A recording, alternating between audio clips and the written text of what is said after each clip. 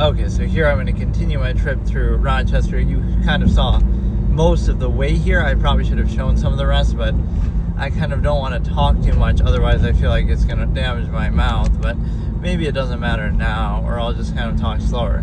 So I'm turning this into almost like a travel log type thing, like, okay, I can just show you the places where I'm going, but let me try to tie in some absolutist philosophy with what I'm doing, is that no matter where you are in the world, right, like everything is ordinary to you where you live because you're familiar with it.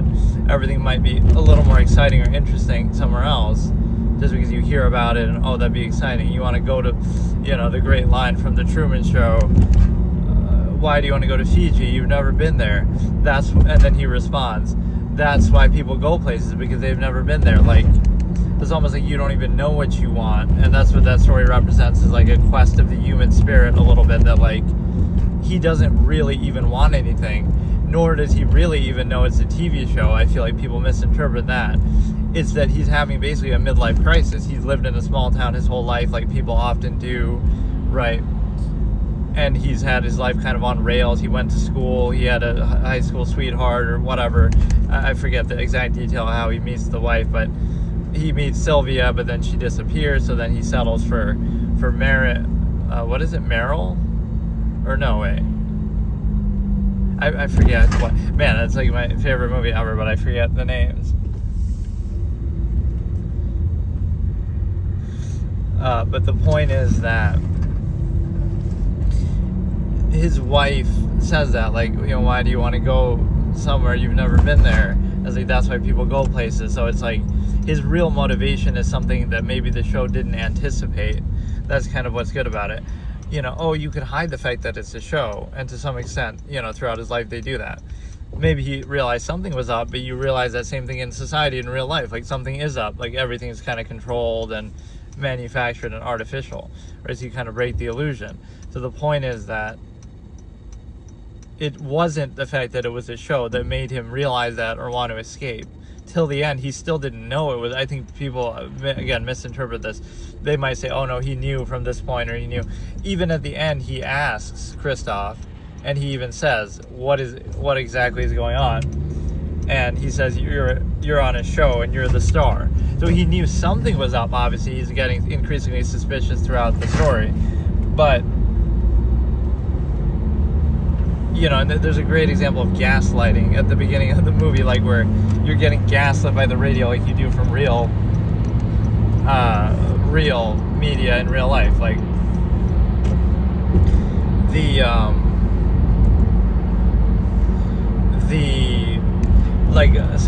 some part of the set falls down, like a light, right? And then he notices it, and then they play on the radio in his car exactly at that time that, oh, by the way, this thing just fell out of the sky in this area, or like random, parts are falling out of some plane. Thankfully, nobody's hurt, or like, watch out. So that's a great way to gaslight. You make them think it's their own idea. They witness something, but that's just their own personal experience. No big deal. It's not like everything revolves around you, right? Main character syndrome. But then, you happen to hear it on the radio, and it alleviates your concern. But like, all that takes is that they're predicting what you would think about or what you're concerned about. So they're trying to explain away your concern, which the media often does. Like, oh, you would have an issue with this, but it's mostly peaceful protests or whatever. They try to euphemize or something like what's going on. And then what happens is,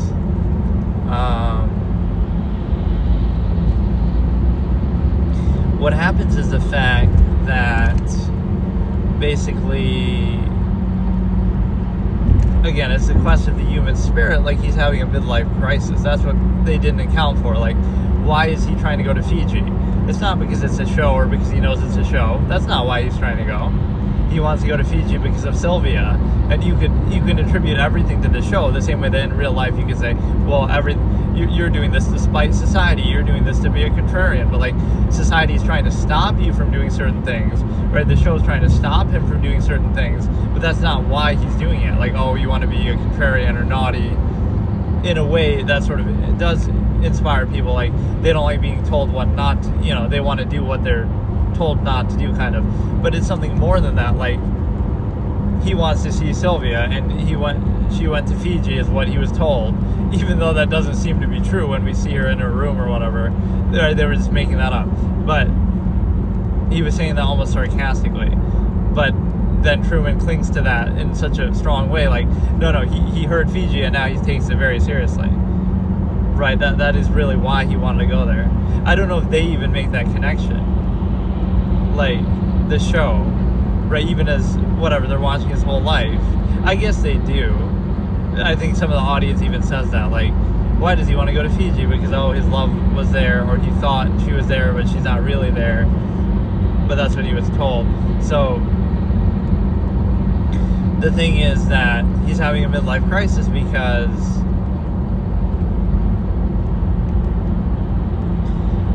that's why he wants to explore and go somewhere he hasn't been, somewhere different. Again, maybe find Sylvia, but it's, again, there's something deeper to it that people don't realize. You're kind of assuming people's intent. Oh, why are you unhappy? You're doing something extreme or whatever. If you have food on the table, you have your bread and circuses, so what's the issue? But you're assuming their intent. That's not what it's about. People can live on very meager meals and minimalist lifestyle and whatever. It's like, it's not about that. That's just how you sustain your existence. That's just the means to existence, but not the meaning, not like any other thing else, any other value. So sure, you can tolerate any sort of subversive state, so that's not the issue. You could be at peace, content, you could sleep in your car, you could, none of that stuff is what it's about, the money or things like that. There's something more that, like, you don't want to be chained down and so controlled. So that's the thing. He wants to do these things just because he wants to do them, and then now you have to kind of seek permission, like, oh, but what? That's kind of how society works in the inverse in the modern era, that is so contrived and controlled. Like, not saying throughout history, but it was more explicit throughout history. Like, yes, you're really just doing what the king says because they say it, or they'll kill you, or it was sort of more. Now we pretend like it's about something else in a way that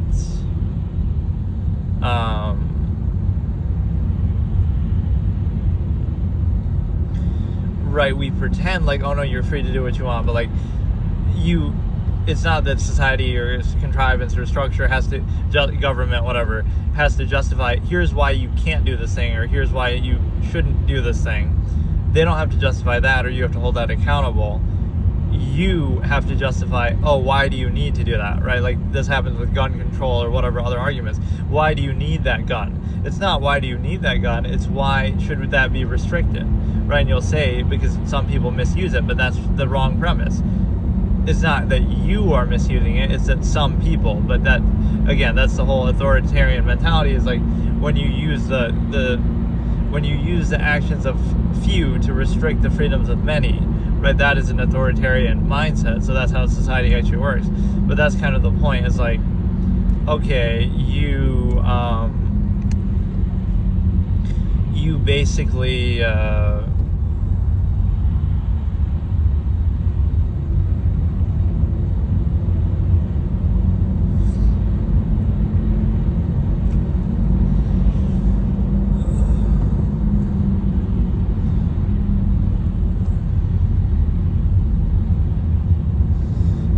put yourself in a position where, again, he's having a midlife crisis, he's seeking just to do things just for the sake of it. So you're defining somebody basically by their reaction to a contrivance state. You're restricting everything they do, you're telling them what they can and can't do, and then they try to do something different, and you say, oh look, he's doing this something different just to spite us, or just to, prove something or be a contrarian. Not that he's simply doing one of the many countless things that he could possibly do, right, which you're otherwise restricting, right, their ability to do. So that's sort of the weird thing, is that, right, you restrict everything somebody can do, and then you define them a certain way. Like, so again, his life was on rails, like many people's lives are on rails in society. Like, you're born in an area, you didn't choose where you were born, you didn't choose your parents, you didn't choose your family, you didn't choose really anything. You're not old enough to think for yourself. You're heavily indoctrinated in youth by parents, by school, by media, by teachers. Then when you're finally old enough to think for yourself, right, now you reflect on all these things, and people often cling to them, right? They cling to things that they didn't choose, which, again, doesn't mean that those things are bad, but it just means they're without any real criteria, and they rely on your own ego basically to fluff them up, that like, well, this is valuable because of your experience with it. But if you had, okay, let's say you were born somewhere else, then you would have experience there, and that would be valuable. So it's an interchangeable, arbitrary thing. Like when people say they take pride in their country, is it really because of anything specific about that country, or is it just, oh, you happen to live there? Right, that's why the absolutist objective perspective would be much different. None of that stuff really matters. It can serve some sort of vague functional basis, but it wouldn't be insisted upon, and often end up dividing people the way it does, or defining them, limiting them, just restricting them basically. But the thing is that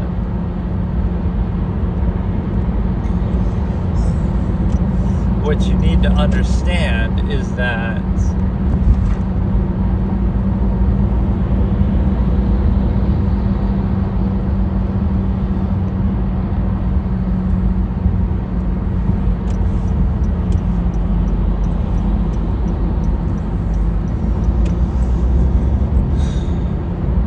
like basically you're restricted in a certain way and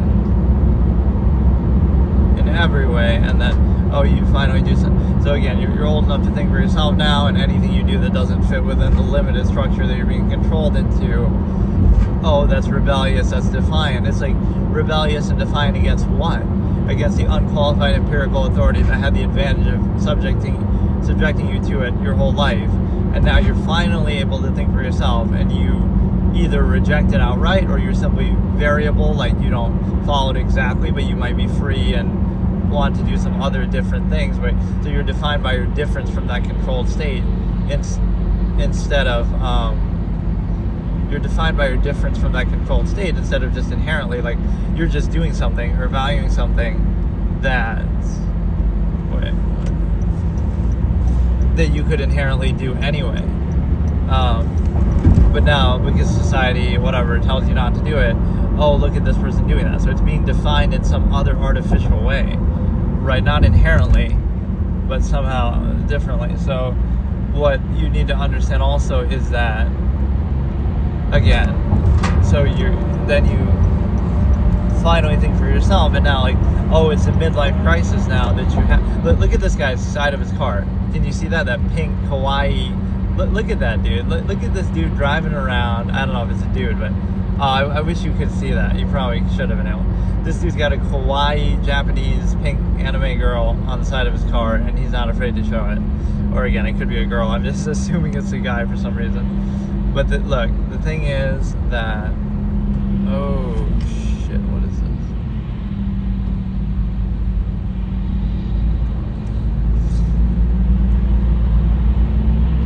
The thing that happens here is that you allow yourself to, and like the path of least resistance is an absolutist concept too. So I think you'll tolerate anything, and you could tolerate everything, but not in service of a contrived state, unqualified, specific state. But you know, absolutists wouldn't complain. They tolerate anything. It doesn't matter. It doesn't bother them. But then that's used against them. Like that somehow is them vouching for the state, validating for the state, or lacking the ability to, you know, like somehow it's something negative about them.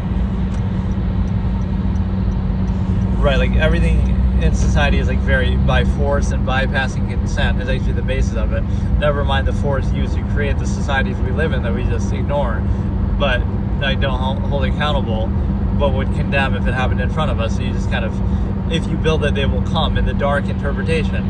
Yes, if you slaughter everybody right now in a certain country, any country, and take it over, and somehow you're able to do that by force, now, hundreds of years later, oh wow, we're living there and everything's fine.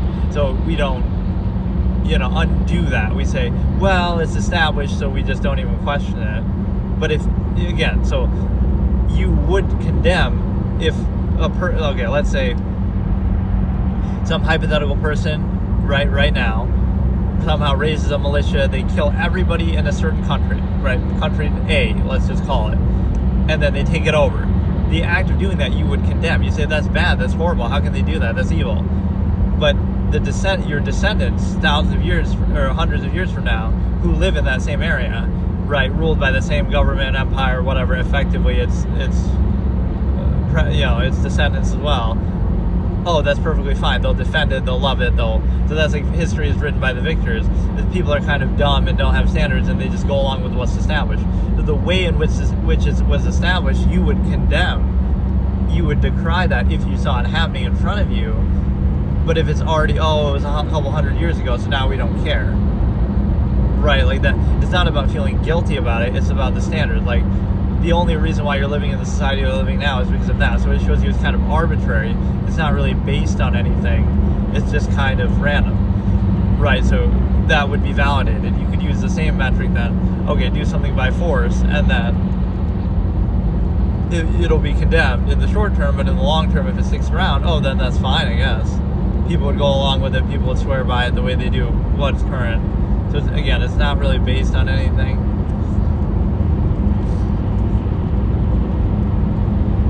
And a few other points with that is, like, again, so you finally think for yourself, everything's framed in defiance of defiance of what, though? Unqualified empirical authority. Other people telling you what to do, not really based on anything.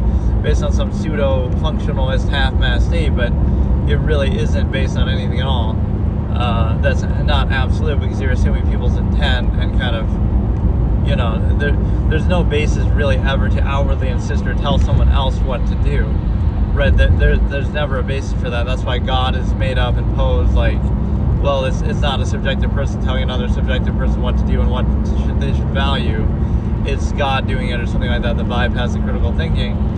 But I want you to understand one other thing, is that, again, so you get past that age of defiance, you tolerate it more, you're restricted more, controlled more, in a uniform lowest common denominator system that's meant for a mass number of people, not meant for the highest quality of anything, even though it'll use the pretense of standard value to justify its control. If you hold it fully accountable, it won't hold up. Its inconsistency is self-invalidating. And then, now you have a midlife crisis, which basically just means you're trying to be free of that and just simply do things on your own, not in defiance, not to be a contrarian, but it's like, okay, you want to finally do something that you've been prevented from doing your whole life, right? And you just kind of want to finally be free, but instead you're defined by, again, I can try to say that you didn't choose, that you were exposed to. Again, it's all about bypassing consent. So if you tolerate something, you give an inch, they take a mile. If you tolerate something, that's the more people will do it. Whereas if you end up being kind of forceful and you end up being forceful, then what happens is people react to you, right, instead of you reacting to them, and they'll kind of feed off of that and go along with that. So that's the problem with emphasis and social contrivances. It's not really based on anything. Like, the loudest voice wins. This person, or somehow the most artificially pleasing, performative aspects wins. Right, so if you're aware of the nature of the process, it wouldn't necessarily work on you. But there's something else too, like, basically, it's the fact that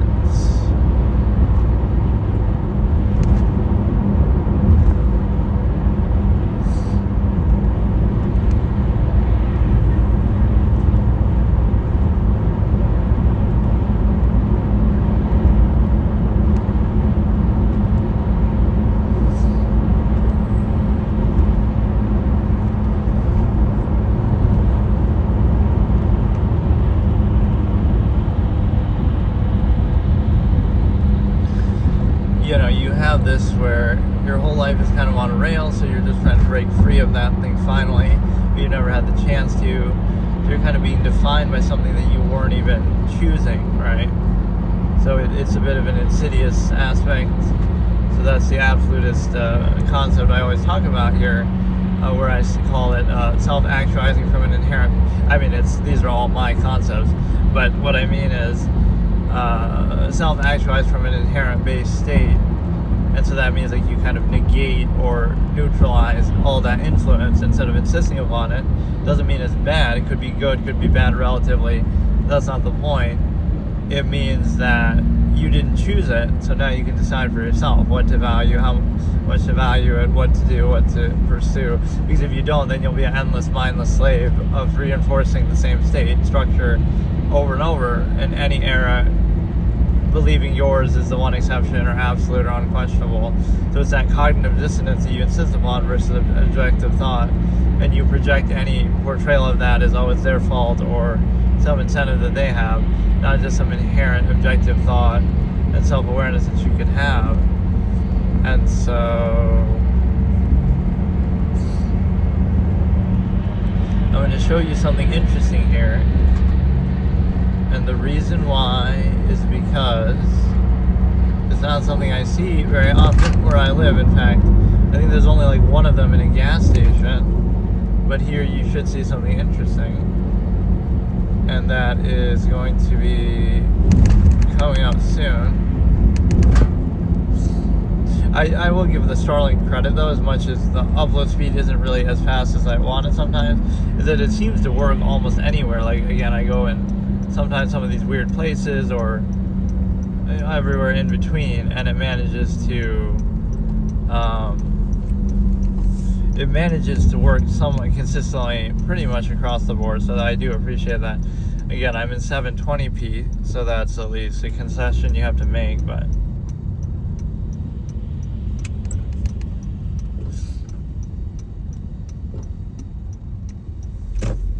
historic district. There was a place called Egypt here that I almost wanted to show off. That feels so, yeah, like, where's the sand? Like, I'm not saying you can't just name things random places, but what the heck does that, why would that have originated? Who the hell called it Egypt? Right, what would make you think, oh yeah, it's snowing here and we're gonna call it Egypt? Like, it's just so random. Some of the stupid names this place has. There's like, whatever, there's all weird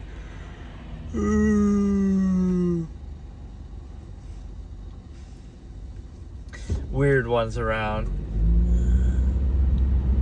right, where, oh, Mexico, or, oh, you know, Texas, or something, like Italy, like these are towns in New York, like you could say that, right? Like, oh, that's where I was actually trying to go. That didn't even look like what I was expecting. What the hell is that? Well, I guess at least you saw it. I mean, that's good enough. But what it means is that, but no, there is like one in the gas station at least, and maybe there's more, but I feel like there used to be more, and then they got rid of all of them, like how they got rid of Krispy Kreme or Panda Express or something. It was one of those novelty things that when you go to a different area, you should almost check it out.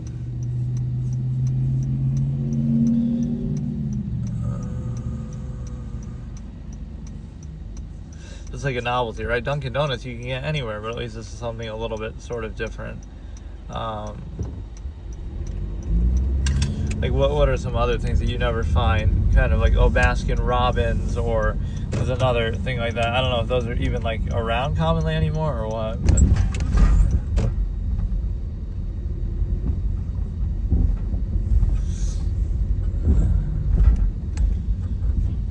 let's try the diesel prank. We'll call somebody and say, oh, whoops, I put the green in my car. Like, that's a whole trend, right?